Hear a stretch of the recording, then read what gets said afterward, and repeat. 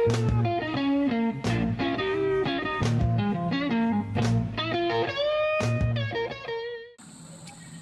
it's Alan. Welcome back.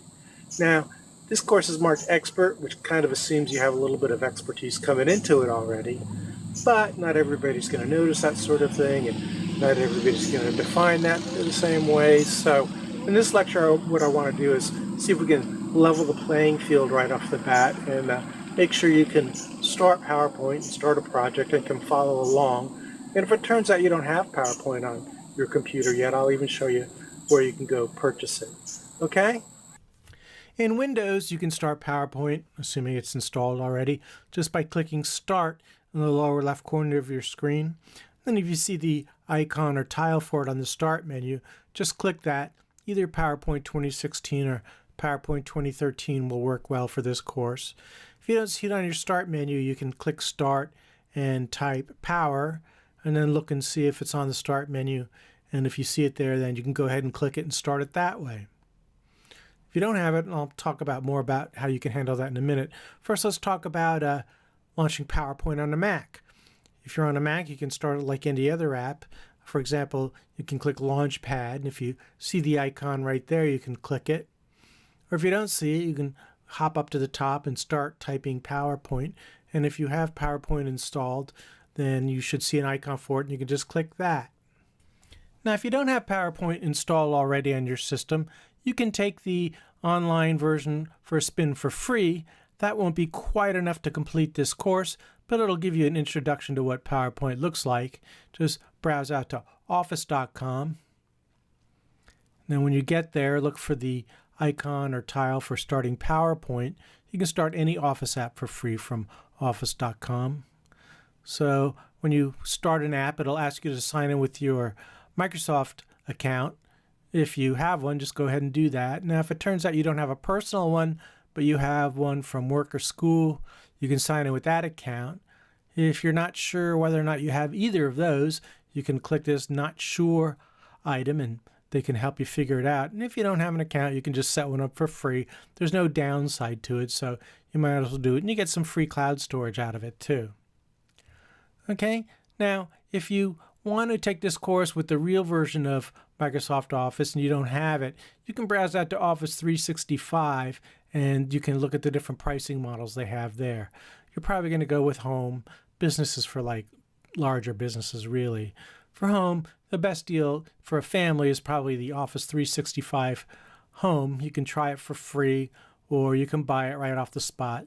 If it's just you and nobody else, you can get the Office 365 for less. Or if you're a student, you can get this model of it. Whatever works for you. Now, these prices are subject to change. I don't know. This is a website, so it may not look exactly like this when you get there.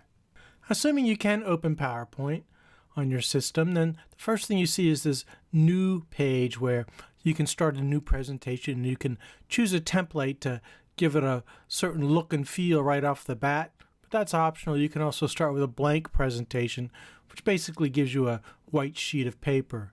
It has an empty spot for a main title and a subtitle on the first slide. Now, to make sure we're all speaking the same language here, let me just define the names of some things real quick.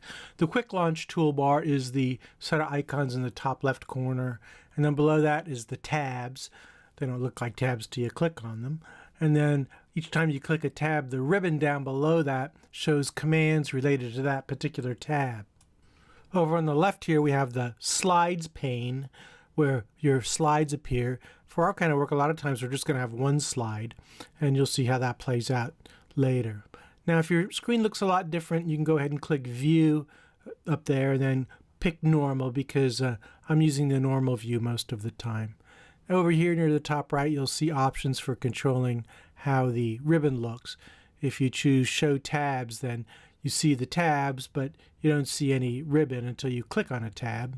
Then that ribbon falls down. Okay, now most of the time I'm probably going to be doing this Show Tabs in Commands mode where you see the tabs and the ribbon at all times. You don't have to do it that way, it's just the way I do it. Okay, down here we have more options for changing your view. This presentation view is sort of the normal view down there with the slides on the left. Now you can zoom in and out here depending on your eyesight to get a closer or farther away, and if you want to get back to where it was before, you can click this in the very lower right corner, and that'll size it to where it's just about the right size to fill that area of the window. Now most tabs act the same. You click the tab and the ribbon below that opens up, so you can choose options in that category.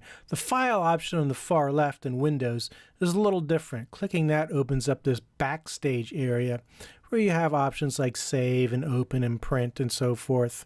Now once you get there, if you want to get back to the previous page, you want to click this back symbol up here in the top left corner, and that'll take you back to the normal view in PowerPoint.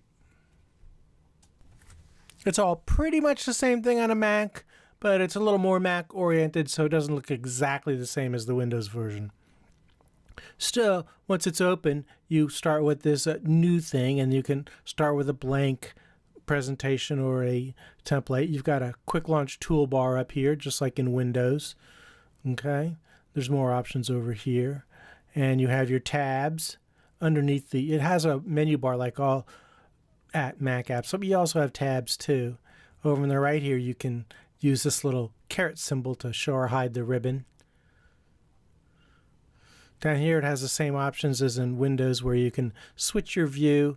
Most of the time, we'll be using that presentation view. You can zoom and fit the slide to the current window, same as in Windows there. Okay, and then your file menu is like a more normal file menu instead of a backstage area. And you have a PowerPoint pull-down menu too, just like any other Mac app.